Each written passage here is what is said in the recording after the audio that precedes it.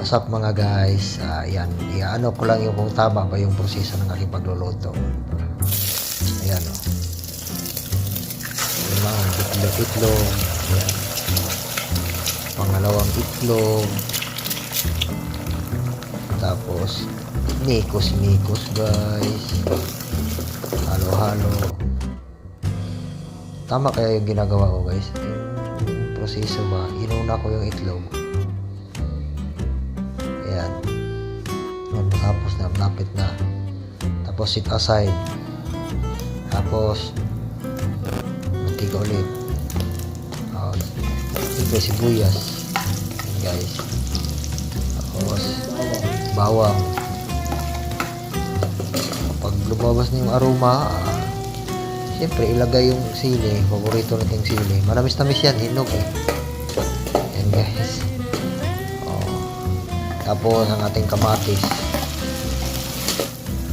Halo-halo. Then ang ating ampalaya. Diba? Siyempre guys, mikos-mikos natin ulit yan. Para maghalo. Tapos asin na walang alat. Diba? Tapos din guys, mikos-mikos ulit. Ayan, tapos lagyan natin ng balakubak sa asong galis.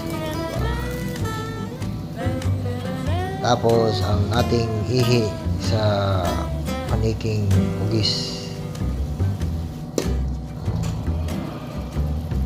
Pagkatapos yan guys, ayan,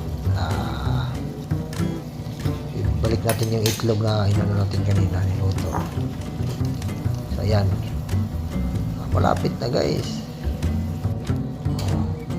Diba, luto na lang yan. Ayan, okay na yan guys. Ayan guys, siyempre. Ayan, takal ko na guys. 1 cup lang, diet eh. Diba? Lagay ng ampalaya guys, yung niluto natin ampalaya. Tama lang ba yan guys, yung proseso ng aking pagluluto? At siyempre, ready to eat na. Let's eat guys! Kain talaga. Diba? Siyempre, kainan time na. Banak boy. Gulp.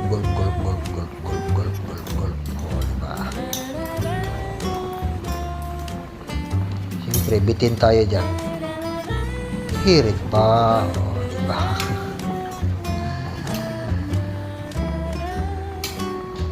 Kain na naman. Wala nang takal-takal. Thanks for watching. Bye-bye.